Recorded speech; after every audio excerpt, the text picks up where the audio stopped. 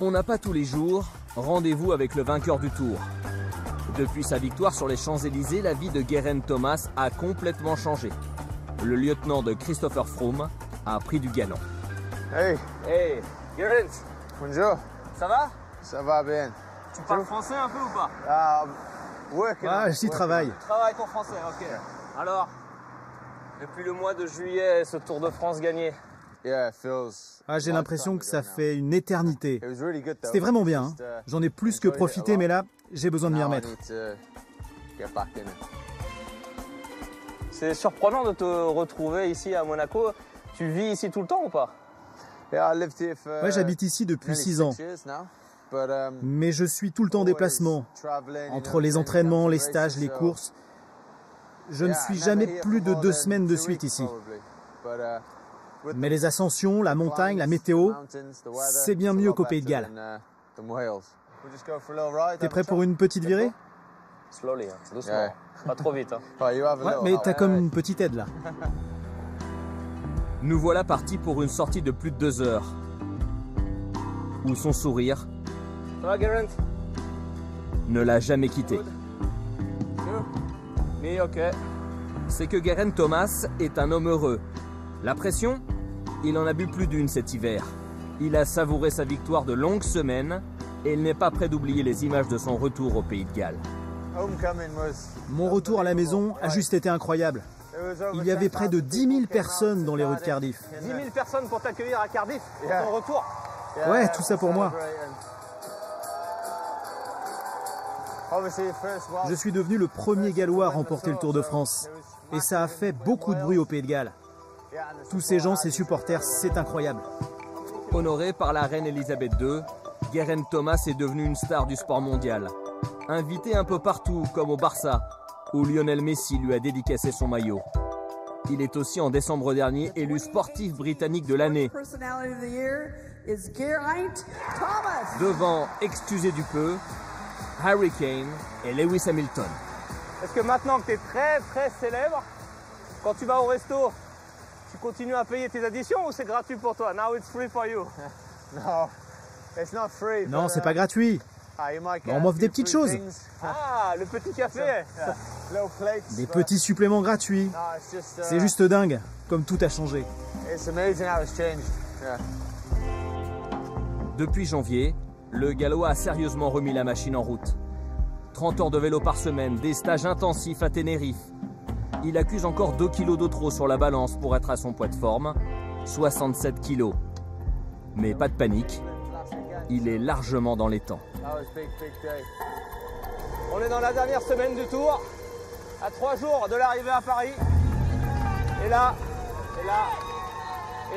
Romain Bardet attaque de Romain Bardet. Et du coup c'est Romain Bardet qui accélère, mais oui, très belle attaque de Bardet. Et là c'est une attaque sèche de Romain Bardet à moins de 3 km de l'arrivée. Il lâche rien. Et ben voilà l'attaque de Geraint Thomas. On s'en doutait. On a senti venir Geraint Thomas qui attaque et qui va tenter de revenir. Ça va vite, hein. Il est fort. Impressionnant quand même, Geraint Thomas qui est le mieux classé d'entre tous dans ce groupe au classement général. Romain Bardet. Le coup double pour Geraint Thomas. Il est parti pour le doubler. Qui va aller chercher le maillot jaune. Et là, oh là là. Bravo, c'est bien ce qu'il fait Bardet là. Mais lui, un Français va gagner le Tour de France. Oh oui, Romain Bardet, qui affirme ses ambitions. Ça va, t'es content? Écoute, un podium avec un Français, on veut, hein. I hope not. Ah, moi, j'espère pas. Le plus fort pour toi, c'est Thibaut Pinot, Romain Bardet ou Julien Alaphilippe? Ah, c'est dur ça. Alaphilippe est juste incroyable sur une étape ou une classique. Mais jouer le général, c'est autre chose. S'il se concentre sur cet objectif du classement général, pourquoi pas un jour? Bardet et Pinot, les deux, ils ont de grandes chances. C'est dur de choisir l'un plus que l'autre. Nos Français auront une belle carte à jouer sur ce tour très montagneux qui ne devrait pas échapper à un grimpeur. Mais le principal concurrent de Thomas n'est pas un tricolore. Il est britannique et à la Sky, c'est son coéquipier, Christopher Froome. Comment vous allez vous partager les rôles avec Christopher Froome? On verra qui est le plus fort. Mais le plus important, c'est toujours de dialoguer, de rester honnête et juste de ne pas courir l'un contre l'autre. Qu'on ne se neutralise pas pour qu'au final, un coureur d'une autre équipe en profite.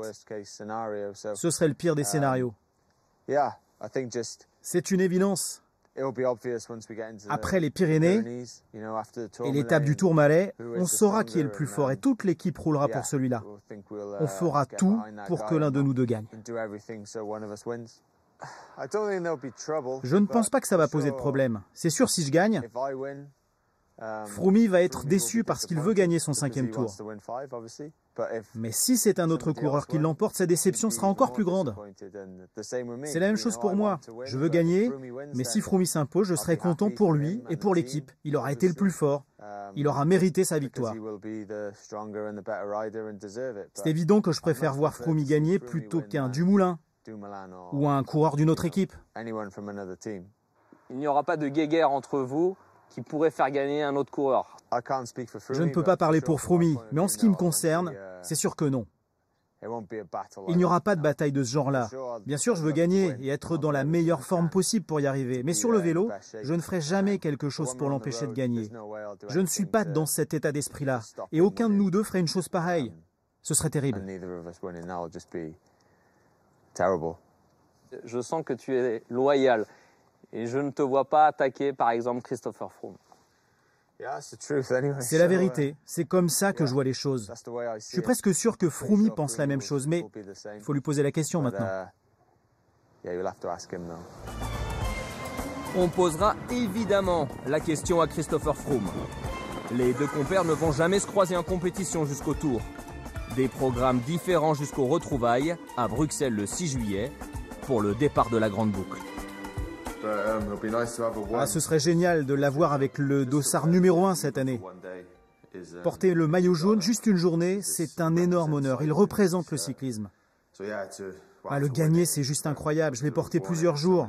La première fois, c'était en 2017. Et j'ai encore envie que ça m'arrive. Geraint Thomas partagera la pancarte du favori du prochain Tour de France. Froome, Dumoulin et les meilleurs Français sont aussi à l'affiche.